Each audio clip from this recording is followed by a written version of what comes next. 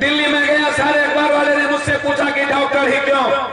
पटना हम गए, पूछता है डॉक्टर ही क्यों। मैंने उनसे स्पष्ट रूप से एक बात कही, मैंने उन्हें याद दिलाया कि याद करिए हिंदुस्तान के इतिहास में जब किसी ने महापुरुष के सवाल पर आम लोगों की अवधारणा बनी तो किस सवाल को लेकर के अवधारणा बनी। सदाशिव से लेकर के कबीर, मोहम्मद से लेकर नानक, बुद्ध से लेकर महावीर, विवेकानंद से लेकर सुभाष चंद्र बोस, महात्मा गांधी, चाहे अशफाकुल्लाह हो, चाहे जेपी और लोहिया का सवाल हो, कर्पूरी ठाकुर जी का सवाल हो, चाहे डॉक्टर अंबेडकर के विचारधारा का सवाल हो, महात्मा फुले और पेरियार का सवाल हो, चाहे श्री के साईं बाबा का सवाल हो, चाहे कृष्ण और राम रहीम का सवाल हो, सभी लोगों के सामने में एक ही लक्ष्य था, हिंदुस्तान नहीं, दुनिया की आवाम और दुनिया की इंसानियत। वह व्यक्ति, प्रत्येक व्यक्ति ने जुल्म और जालिम के खिलाफ लड़ने का काम किया। कबीर के सवाल में इंसान, अच्छे और बुरे के सवाल में इंसान, अमीर और गरीब के सवाल में इंसान, धर्म और अधर्म के बीच में इंसान। विवेकानंद आए कहा इंसान, सुभाष चंद्र बोस आए कहा इंसान, भगत सिंह आए कहा इंसान, मोहम्मद साहब आए कहा इंसान, नानक आए कहा इंसान, कृष्ण आए कहा इंसान, शिव आए कहा इंसान, लोहिया आए कहा इंसान, डॉक्टर अंबेडकर ने कहा गरीब और इंसान, महात्मा गांधी आए, उन्होंने कहा सम्मान, न्याय और अधिकार इंसान। जब सबने कहा इस दुनिया में इंसान और सबने कहा सम्मान, न्याय और अधिकार, तो मैं पूछना चाहता हूं 200-400 वर्षों के बाद, 12,000 वर्ष पहले सदाशिव से लेकर आज तक और 67 साल के हिंदुस्तान के इतिहास के बाद जिन नेताओं ने, जिन लोगों ने सबको कहा मालिक तुम, सबको कहा भगवान तुम, सबको कहा कि मेरा इष्ट तुम, सबको कहा कि लड़ाई अधिकार के लिए, लेकिन आजादी के 67 साल के बाद भी किस व्यक्ति के पास हिंदुस्तान में सम्मान मिला है? कौन सा व्यक्ति न्याय के लिए जी पाया है? किस व्यक्ति को अपने अधिकार से बोलने की ताकत पैदा हुई हिंदुस्तान में? मैं उन नेताओं से, प्रधानमंत्री और मुख्यमंत्री से जानना चाहता हूं, न्याय और अधिकार का मतलब प्रधानमंत्री जी है क्या? जिस हिंदुस्तान में सन 42 और 57 की क्रांति तो हुई, लेकिन हिंदुस्तान ने कभी क्रांति नहीं कर पाया और ना यह हिंदुस्तान कभी क्रांति कर पाएगी मैडम, जब तक हिंदुस्तान जात और धर्म और मजहब के खून में पिरोया रहेगा, जब तक जाति, मजहब और भाषा के शहर में यह हिंदुस्तान को बांटा जाएगा, तब तक हिंदुस्तान में क्रांति की कल्पना यह नहीं की जा सकती है। इस बात को गांधी ने कहा था, इस बात को मैंने नहीं, इस बात को नेहरू ने सबसे पहले कहा था और गांधी ने इस बात के सवाल पर आज भी मैं खड़ा हूं। कौन गरीब की मदद करेगा? कैसे मदद होगी? मुख्यमंत्री जी का बयान आया है कि हम गरीबों के बारे में बोलने से पीछे नहीं हटेंगे। मैं धन्यवाद देता हूं मुख्यमंत्री जी। प्रधानमंत्री जी आप बार बार कहते हैं कि मैं गरीबों के सवाल पर लड़ना चाहता हूं, गरीबों को बदलना चाहता हूं। मेरा आज कुछ प्रश्न है इस जनता की अदालत में, 67 साल में क्यों नहीं बदली गरीब की आदत? प्रधानमंत्री जी, मुख्यमंत्री जी, अभी उन्होंने चित्तन राम मांझी साहब ने कहा, गया में एक कौन मांझी, दशरथ मांझी, दशरथ मांझी को क्या मिलना चाहिए? नोबेल पुरस्कार। दशरथ मांझी का जब बच्चा भूख से बिलख रहा था, सारे नेता वहां गए। मुख्यमंत्री जी, आपने दशरथ मांझी के नाम से नीतीश जी आपने कौशल योजना चलाई, आपने दशरथ मांझी को कुर्सी पर बैठा दिया और आज नोबेल पुरस्कार का सवाल तो उठता है। लेकिन जब उसकी बहू और उसका बच्चा जंगल के घास का सब्जी खाने पर मजबूर होता है, आमिर खान शूटिंग करके लौटता है और उसके थाली में पिल्लू वाला भात भी नसीब ना हो, तो अकेला पप्पू यादव जा करके उसके घर को पनाह दे करके उसकी मदद करता है। इस हिंदुस्तान में मैं पूछना चाहता हूं, कश्मीर से कन्याकुमारी तक जो देश के प्रधानमंत्री हैं, उनसे मैं जानना चाहता हूं, सबसे ज्यादा कुपोषण का शिकार गुजरात, सबसे ज्यादा गरीबी गुजरात और उड़ीसा, सबसे ज्यादा हिंदुस्तान में अशिक्षा गुजरात। गरीबी की सवाल पर मुख्यमंत्री जी मैं आपसे जानना चाहूंगा, निश्चित रूप से आप गरीबों की लड़ाई और वकील वकालत करिए, लेकिन कैसे?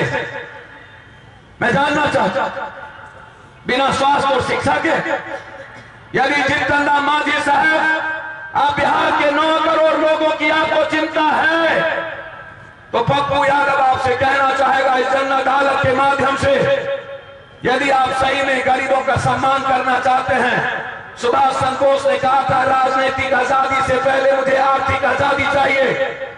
जिस दिन रोटी कपड़ा मकान, जिस दिन हिंदुस्तान में नरेंद्र मोदी जी, आपसे मैं कहना चाहूंगा यदि आपको हिम्मत है, कैंसर किडनी जो गरीबों के पास सबसे संक्रमण बीमारी है, यदि हिंदुस्तान में आप फ्री कर सकते हैं तो आप करने की हिम्मत उठाइए। मैं कहना चाहता हूं जीतन राम मांझी को पप्पू यादव मांग करता है, हिंदुस्तान के गरीब का किडनी यदि फेल हो तो बिना पैसे का बदला जाए, और हिंदुस्तान के गरीबों को कैंसर हो तो बिना पैसे का बदला जाए। सिर्फ टीबी की बीमारी और बुखार का दवाई दे देने से गरीब का भला नहीं हो सकता। याद रखिएगा हिंदुस्तान के प्रधानमंत्री, मैं हिंदुस्तान के प्रधानमंत्री से जानना चाहता हूं, और जीतन राम मांझी जी आपसे सिर्फ गरीब की बेटी को योर ऑल ओवर ABCD और किसी तरह जबरदस्ती मैट्रिक का परीक्षा दिला करके सिर्फ बेटी को बिहार के लायक खड़ा कर देना, ये गरीबों के सम्मान और अधिकार की बात नहीं है। जिस दिन इस हिंदुस्तान में MA तक गरीबों की पढ़ाई को आप फ्री करने की हिम्मत पैदा करिएगा, उसके दिन गरीबों के सम्मान और अधिकार की बात होगी। मैं चैलेंज के साथ कहता हूं, यदि इस हिंदुस्तान के गरीबों के बेटियों को जिस दिन कंप्यूटर और टेक्निकल एजुकेशन फ्री देने की ताकत आपके भीतर पैदा हो जाएगा, उस दिन गरीब अपना अधिकार खुद ले लेगा। किसी के मांगने से गरीबों का अधिकार की जरूरत नहीं पड़ेगी।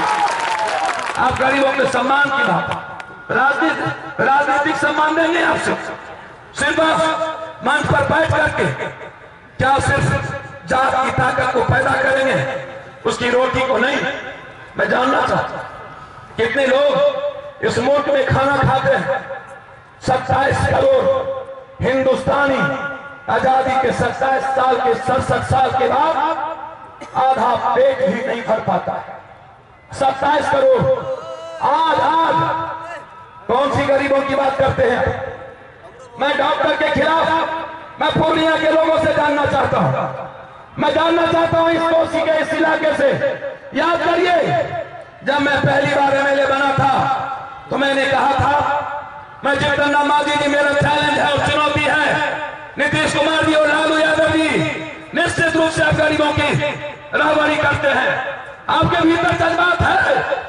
जीतन राम मांझी जी आप जितना दर्द लेके गरीबों के साथ खड़ा होना चाहते हैं, मैं आपको बधाई देता हूं कि आप लोहिया फूले और भोला पासवान शास्त्री, डॉक्टर अंबेडकर, विद्यापति कवि, राष्ट्रकवि दिनकर, सुभाष चंद्र बोस और विवेकानंद को जिस तरीके से आप लेके चलना चाहते हैं, लालू यादव जी और नीतीश जी, सही में आप यदि विकास करना चाहते हैं इस हिंदुस्तान का, तो सबसे पहले इस बिहार के 9 करोड़ लोग जो सबसे ज्यादा परेशान यदि किसी चीजों से है, वो परेशानी है कि पंचायत सचिव भी एक साधारण से आदमी को जो ग्राम सेवक है मादर चौध और बहन चौध से शुरू करता है, CO बेटी चौध और हरामी से शुरू करता है, और थानेदार मां बहन से शुरुआत करता है और अंतिम तक गाली देता है।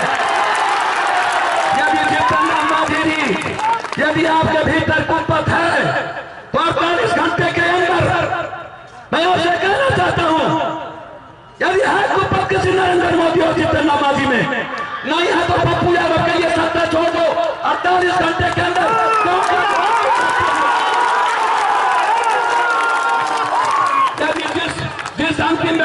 जिस अंतिम व्यक्ति के बारे में महात्मा गांधी ने कहा था, जिस दिन अंतिम व्यक्ति को अधिकार, न्याय और सम्मान मिल जाएगा, उसी दिन हिंदुस्तान आजाद होगा। पप्पू यादव कहना चाहता है, यदि हिम्मत है तो एक कलेक्टर अंतिम व्यक्ति को उठकर जिस दिन हाथ छोड़कर सम्मान करना सीख जाएगा, उसी दिन इस हिंदुस्तान की आजादी का दूसरा रूप होगा। अन्यथा याद रखना, जब तक अंग्रेज राज चला गया, कलेक्टर राज आ गया, अंग्रेज राज चला गया, सीओ राज आ गया, अंग्रेज राज चला गया, बीडीओ का राज आ गया, अंग्रेज राज चला गया, ग्राम सेवक पंचायत सचिव का राज आ गया, अंग्रेज राज चला गया, डीसीएलआर का राज आ गया, अंग्रेज राज चला गया, भ्रष्ट नेता और हिंदुस्तान में जातिवादी नेता का राज आ गया। क्या यही राज है? क्या जाति और धर्म और गठबंधन पर इतिहास बनेगा? आप कैसे गरीबों की मदद करेंगे? हम जानना चाहते। पेट में खाना नहीं, किसान की स्थिति अच्छी नहीं, किसने कहा? याद करिए, विनोबा भावे ने क्या सवाल उठाया था हिंदुस्तान में? भूदान आंदोलन। कहां चले गए भूदान आंदोलन? याद करिए, सरदार पटेल ने कौन सा सवाल उठाया था? सरदार पटेल ने कर देने की बात को मना किया था किसानों को। कहां है किसान?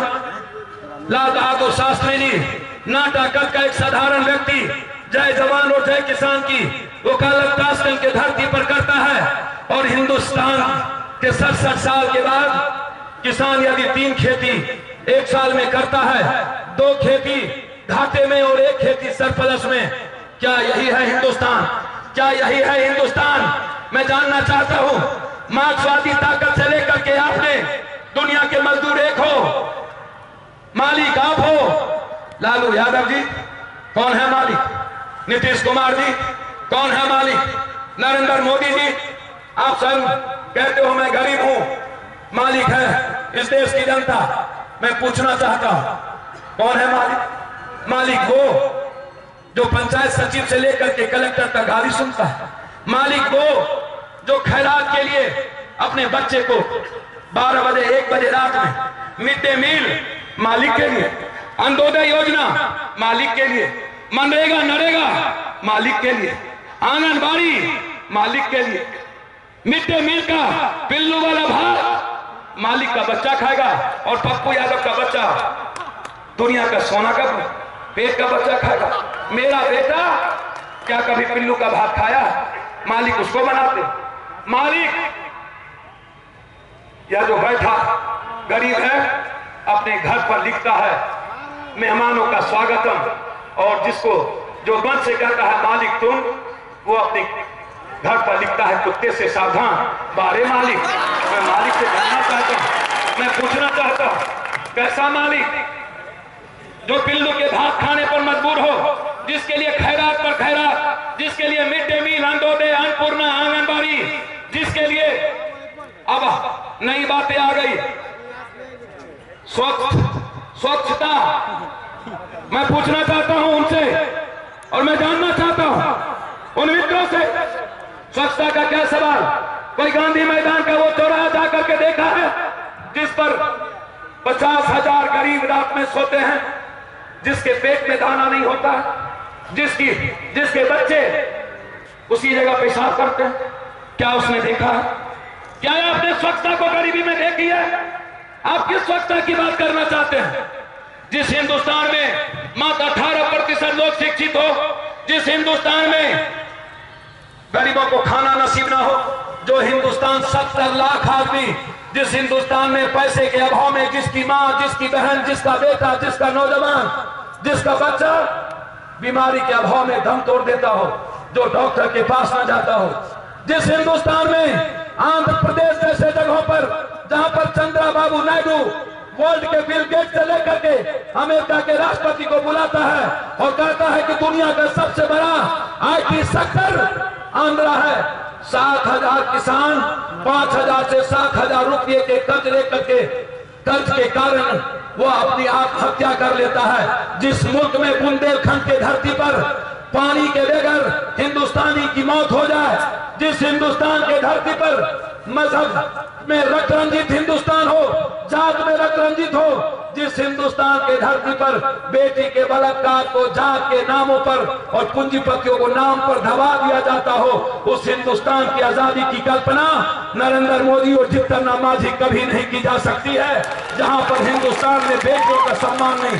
जिस हिंदुस्तान में क्या हुआ मैं पूछना चाहता हूं, अन्ना हजारे का आंदोलन बड़ा हाय तौबा मची, कहा कि दुनिया बदल जाएगी।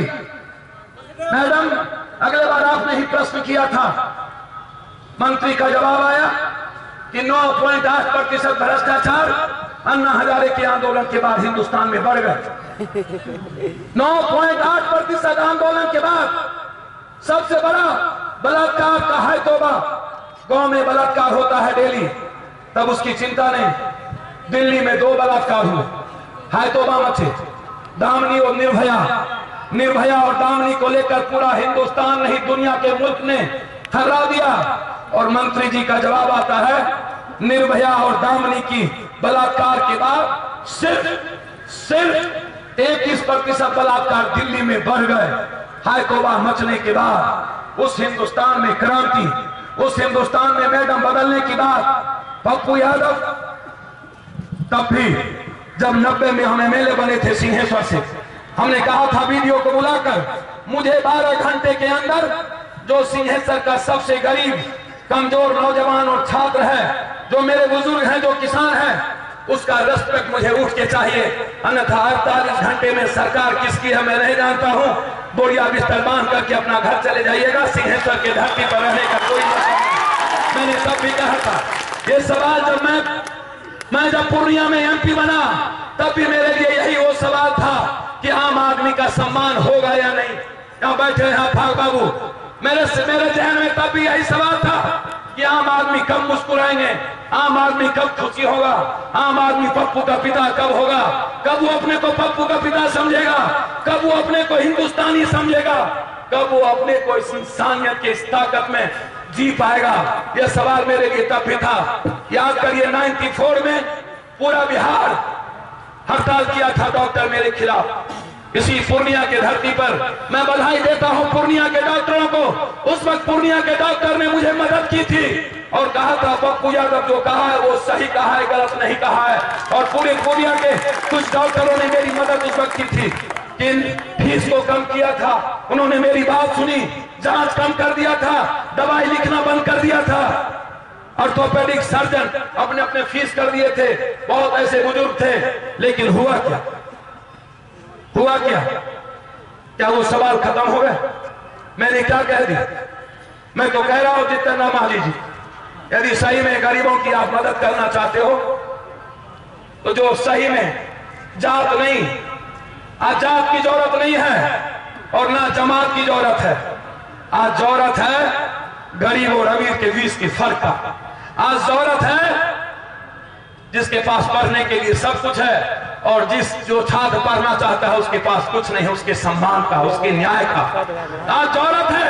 यदि हिम्मत है नरेंद्र मोदी जी तो हिंदुस्तान में इंटर से लेकर के, और जीतन राम मांझी जी मैंने आपको मिल के कहा है, इंटर से लेकर के बीए जो पास किया हुआ है, जिसकी उम्र 21 से 40 के नीचे 39 है, यदि आप उसको नौकरी नहीं दे सकते हैं तो 4 से 5 हजार बेरोजगारी भत्ता देने की तैयारी शुरू करो। इस मुल्क में मैं कहना चाहता हूं, यदि हिंदुस्तान में यदि नहीं हिम्मत है तो छोड़ दो। कहता है पैसा नहीं है। हमने पूछा शराब बंद क्यों नहीं, तो बोला 4000 करोड़ रुपया देता है। मैंने कहा यदि 4000 करोड़ को भरपाई करना चाहते हो तो ये जो विधान परिषद विधानसभा के बगल में इसको बंद कर दो। इसमें धोगले लोग, इसमें गंदे लोग बैठते हैं, इसमें कोई अच्छे लोग नहीं बैठते। ये जो विधान परिषद है, जो एमएलसी बन के जाता है, ग्रेजुएट कॉन्स्टिट्यूएंसी, माल देकर, पैसा देकर के टीचर को खरीदता, पैसा देकर के वार्ड सदस्य को खरीदता, पैसा देकर के प्रमुख और एमएलए को खरीदता और बंद करके जाता है। बंद कर दो विधान परिषद को, विधान परिषद को बंद कर दो। उस पर जो पैसा खर्ची होता है उसको लोगों पर लगाओ। और इस बिहार के शराब को यदि गुटखा बंद हो सकता, खैनी बंद हो सकता, तो शराब क्यों नहीं बंद हो सकता है? मैं जानना चाहता हूं, पूछना चाहता हूं। मैंने ये सवाल उठाया, क्यों? कहा कि कहां से हम बेरोजगारी भत्ता देंगे? बोला हम बेरोजगारी भत्ता कहां से देंगे? हमने कहा उनसे एकदम देंगे, कैसे नहीं दे सकते। मैंने कहा ये जो आलिशान कलेक्टर राज है, बड़े बड़े 20 घरों में ये जो 10 गाड़ियां 20 गाड़ियां 20 नौकर सा, ये जो एमएलए एमपी पर इतने खर्च, इसको कम करो और बिहार के बेरोजगारों को जीने के लिए आप बेरोजगारी भत्ता शुरुआत करो। मैंने तो कहा कर सकते हो तो करो, हिम्मत है। यदि बीजू पटनायक का बेटा नवीन पटनायक 15 सालों से 2 रुपया किलो चावल और 1 रुपया किलो गेहूं दे करके गरीबों को किसी तरह जिंदा रख सकता है, तो बिहार में 1.5 रुपया किलो चावल और 1 रुपया किलो गेहूं हम देने की ताकत क्यों नहीं गरीबों को रख सकते? मैं जानना पूछना, मेरी लड़ाई है, मेरी लड़ाई सिर्फ डॉक्टरों से नहीं, मेरी लड़ाई इस सिस्टम को बदलने से। या तो सिस्टम बदलेगा या तो सिस्टम को मैं मिटा दूंगा, या तो पप्पू यादव बिक जाएगा। यही 2 लड़ाई है। मैंने तो कहा नरेंद्र मोदी, आप तो कहते हो दुनिया बदलती है, कहते हो कि मैं बदलने आया हूं, तो सिस्टम को पैदा किया है इंसान, तो सिस्टम को मिटाने की ताकत इंसान के भीतर है। यदि हिम्मत है तो करके दिखाओ सिस्टम को समाप्त करके। नहीं हिम्मत है तो मां को 3 महीना पप्पू यादव को वक्त दो। सिस्टम यदि आम आदमी का नौकर ना बन जाए तो मेरा नाम बदल देना। सिस्टम चैलेंज करेगा आम आदमी, डीएसपी, दरोगा, नेता चैलेंज करेगा आम आदमी, बीडीओ चैलेंज करेगा आम आदमी को, सीओ चैलेंज करेगा आम आदमी को, गांव का नहीं कर सकता। सबसे बड़ी बात मैंने कहा मुख्यमंत्री जी को, आप जाकर के गांव के कर्मचारी से पूछिए, गांव का कर्मचारी पहले ही दलाल और माफिया को जिस जमीन में झगड़ा होता है वो बता देता है इस जमीन में झगड़ा है, ताकि माफिया लोग उस जमीन का पर्चा कटा ले और गरीब लड़ते लड़ते आपस में मर जाए और माफिया का जमीन हो जाए। क्यों वो कर्मचारी दलाली करता है? क्यों कोई एमएलए एमपी की औकात नहीं कि कर्मचारी और सीओ को चैलेंज कर सकता है? मैं जानना चाहता हूं। जिस जो एमएलए जो एमपी है तो हमारे बिहार में, बैठ जाइए भाई, प्लीज बैठ जाओ, मैं जहां बैठ जाइए आप लोग, मेरी विनती है बैठ जाइए।